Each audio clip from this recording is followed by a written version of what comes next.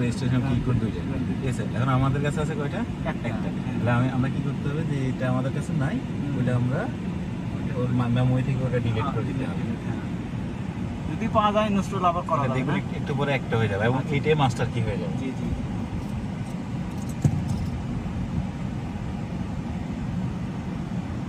ওটা আমাদের দুইটা, একটা হয়ে যাবে।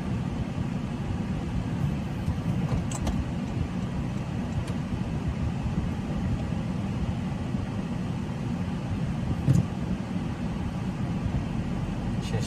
এটা ছাড়া এখন যত সাবি আছে এর আর গাড়ি স্টার্ট হবে না। আচ্ছা আচ্ছা। এখন আমরা আবার দুইটা ছিল, এখন আপনি টেনশন ফ্রি আলহামদুলিল্লাহ সব।